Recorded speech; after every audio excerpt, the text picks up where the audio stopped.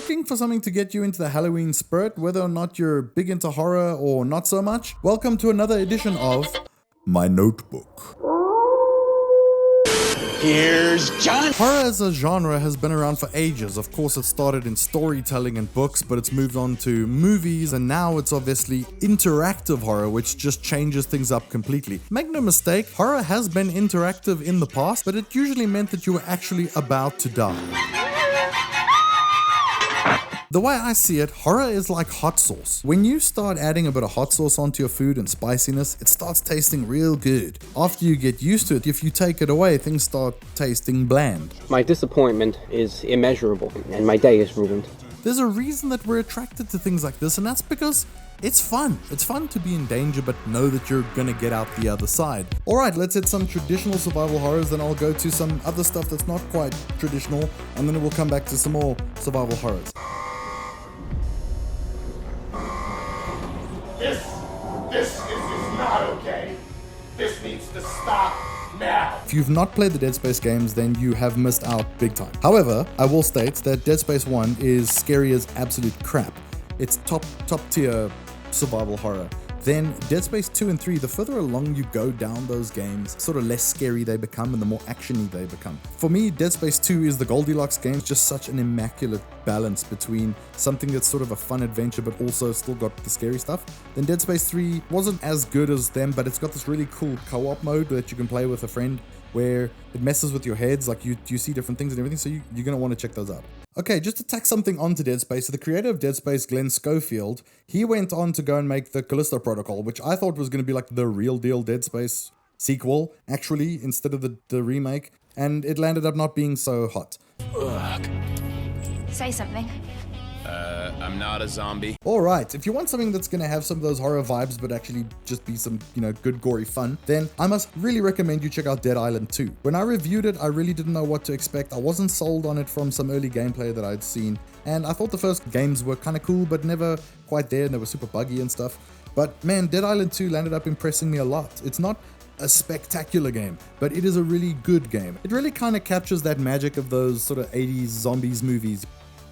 What if we're out partying tonight, out in the woods, and we end up in a most dangerous game situation? On that same sort of movie theme is the Quarry, made by Supermassive Games, who make these interactive movie type games. So it really feels like you're watching some sort of teen slasher, but you're getting to control the different people, and depending on the decisions you make will determine their fate. So it's kind of fun because when you exchange notes with your friends, you talk about how, I'll see like late in the game, someone that died early in my game is still going and doing things, and it's kind of cool just to see how those things branch off. So that's a lot of fun as well. Definitely check that out if you want something in that sort of movie department. Maybe it was the bears. And why does everyone blame everything on bears? If you want something that's a little bit more on the side of being, friendly, you have got to check out the games from Double Fine, Costume Quest and Costume Quest 2. Great little, fun games where you're playing these little neighborhood kids who are actually out trick-or-treating, and something, real proper mysterious lands up happening and they get swept up in it. Very, very cool. You're going to want to check that out. If you want something that is not full into the horror department, but still quite, spooky and really cool, is the games, both of them from the same developer, Inside and Limbo. So Limbo actually came first. It's a very black and white looking 2D side-scrolling puzzle adventure game. So you have to do a lot of puzzles and get through the story. You're this little boy looking for his sister. And then Inside is more, they've used like more 3D and things like that. It's got both games, very, very thick atmosphere. A lot of the experience is actually the mood around it together with the puzzles and the experience that comes with it. And you can knock that whole game out in like 4 hours. And if you want some stuff that's more in that spooky department but not the full-blown horror department, Evil West, which is supposed to go for a bit of an old Xbox 360 PS3 era feel. Now, I reviewed that for the channel and I did like it to a degree, but it had a lot of flaws that I wasn't expecting. I was actually quite looking forward to this, thinking this is going to be some cool old school fun. But I mean, performance-wise, it looked a little bit junk at times, but also at the same time, I found that the controls were a little bit iffy. Strangely enough, and I really didn't expect this, its control scheme is actually quite similar to the God of War games, games on the newer God of War games on PS4 and PS5. Then the other one, which I haven't played myself, is Ghostwire Tokyo. And Ghostwire Tokyo looks very interesting if you're into the idea of also the Japanese side of horror and all that. It's not a full-blown horror game, but it's got a lot of those elements. But I think what put me off when I first saw the trailers and sort of it was the fact that it looked kind of like a Far Cry game in the way that you were moving around and traversing and doing all that sort of stuff. I still need to check it out though, so I might be talking absolute trash. You might want to check it out as well. So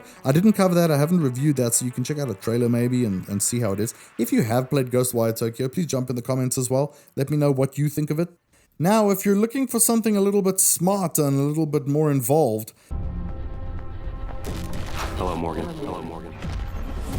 Tough day, right? Tough day. Prey, it was called by many people, they referred to it as Bioshock in space, and I think that's a fair assessment of the game. You're up in a space station, and very much like Bioshock down, under the sea, or in the other ones, you are moving around the space station, and you're having to sort of figure things out, get from one place to another, upgrade things and so on. One of the most interesting things in Prey though is there's these little mimic things where they're like these little black goo spider type things, but they can turn into anything. So you'll just be like in a room busy looting, and then you'll hear something move behind you, and then you turn around because you're like, was that coffee mug there the last time I looked? Do check that out if you want something that's in that Bioshock Deus Ex almost sort of range, if I can put that sort of crossover there. What the hell have you done? I don't know what happened, but I'll look after you. Another thing that you can look at as well if you want something completely different is the Walking Dead Telltale games. I've only ever played through the first season of The Walking Dead because while Walking Dead is quite cool, I'm not a big fan of it because I find that it's just so overly bleak. So I played the first season of The Walking Dead and it was really good. I'm really glad I played it, but at the same time, by the time it ended, I was like exhausted. If you don't know the Telltale games, they're also sort of like interactive episodes that you play through where it's more about moving around, solving some things, chatting to people, making decisions, and then that can affect the story. Great if you basically want what is an interactive TV show. Okay, now returning to the granddaddy of the genre, the Resident Evil games. So Resident Evil 2's remake and 3's remake is currently available in many places and of course on Game Pass. You definitely want to check these out if you have not played them. The Resident Evil 2 remake is spectacular. It basically kicked off this whole remake frenzy that happened since its release. Capcom just on the first try delivered this absolute masterclass in how to remake a game. They didn't just remaster it or polish it up. They took Resident Evil 2, they completely rebuilt and relooked it as a third-person game similar more to Resident Evil 4, and it is just so good. It is, however, very scary, I found.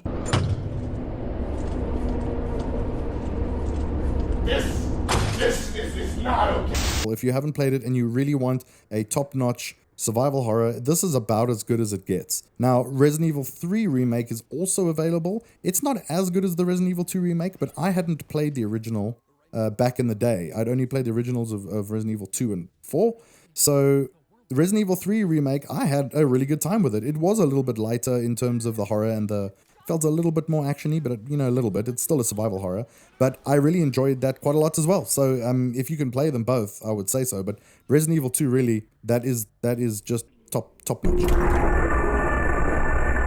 Speaking of Resident Evil games, Resident Evil's creator Shinji Mikami went on to form his own game studio and then made the great Evil Within games. Evil Within 1's a little bit more hardcore, it's a little bit more dated as well if you're playing it on something like Xbox. You need to do things like burn bodies to keep them from coming back alive and things like that, and it's pretty damn scary. However, Evil Within 2 is just incredible. I played it from start to finish and it was a great taste of that sort of open town layout that you might find in something like Silent Hill. The Evil Within series isn't quite as well known as the others, but if you enjoyed those original horror franchises like Resident Evil and Silent Hill, you really owe it to yourself to check out the Evil Within games. They're pretty damn scary, but pretty damn fantastic.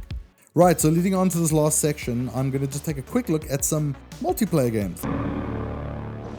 Right, so first of all is Dead by Daylight, which is just great. It's basically like a horror slasher type movie that you're playing with friends. It's asymmetrical, which means that a bunch of you are the teens and then one of you is the monster or the killer. And it's really, really fun. They do some cool crossovers as well. It is an absolute blast. Running around, trying to like repair generators and stuff with your friends while you're all sort of freaking out and shouting and screaming because your own buddy is haunting you. And when you're the monster, there's no better feeling than hearing like a massive shriek come out of one of your friends' headsets, because because you've just managed to scare the living crap out of them. And if you can play this is one of those games that if you can play this together, like in the same house, it's even better because you just hear screams and shouts coming from all over the place and people laughing, and it's just such a good time. If you've never played that, I highly recommend you give it a go. There are a few games sort of like it as well that you can look into, but Dead by Daylight, it's available and it's good.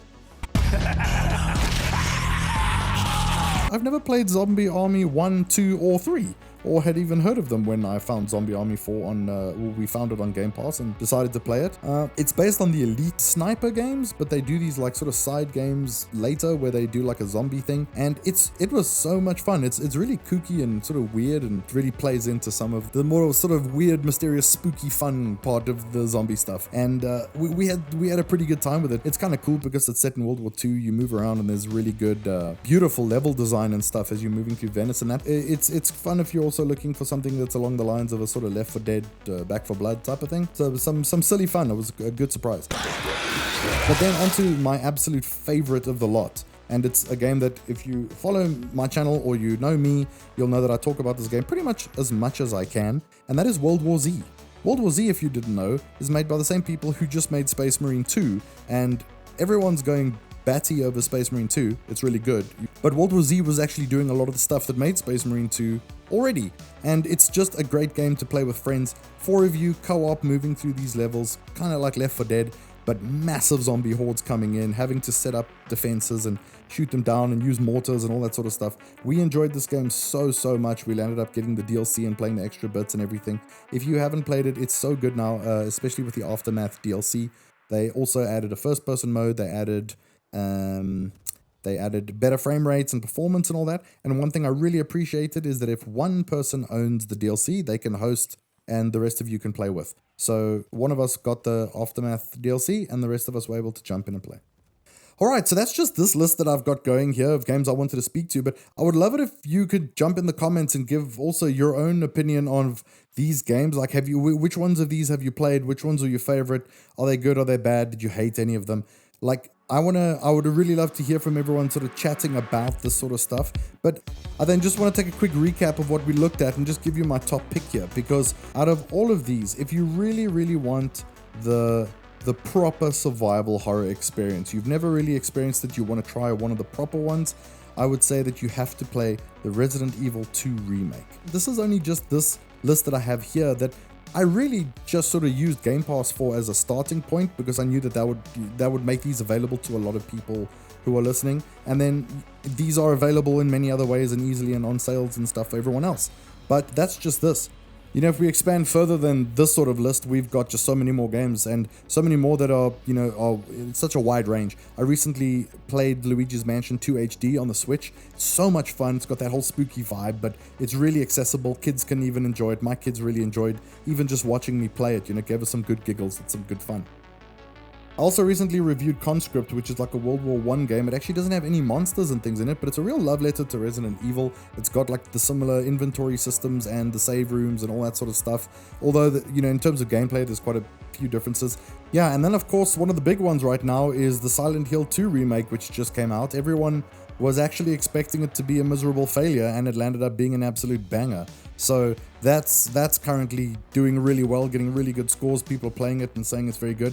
I've never properly played a Silent Hill game actually, so I'm really looking forward to getting my hands on that when I can. And on that note, let this just be a reminder to you that Alan Wake 2 came out a year ago, and it didn't sell very well because of the crazy year that it came out in. And the creators, Remedy, even said that they don't mind. They know their games are sort of slow sellers over time. That game is so good, you really need to try and play it if you can. It's going on sales and stuff now because it's been out for a while. Do not miss that game. It's really good. Control is on Game Pass and available on sales and things as well. Check out Control if you haven't played it as well. It's actually a great option as well if you want something that's got a sort of horror theme to it to a degree. It's a sci-fi horror type thing, stuff to say, but it's also available easily and really good for something like that. And you may or may not know by now, but it actually does tie into the world of Alan Wake, so it's really cool what they're doing with that. Right, so I'm winding down the notebook now. Thank you very much for watching. If you enjoyed this, please hit the like button to let me know, and you can subscribe if you want to check out more of the future videos, and check out the channel if you want to see other videos. Thank you very much for watching. I'll see you soon.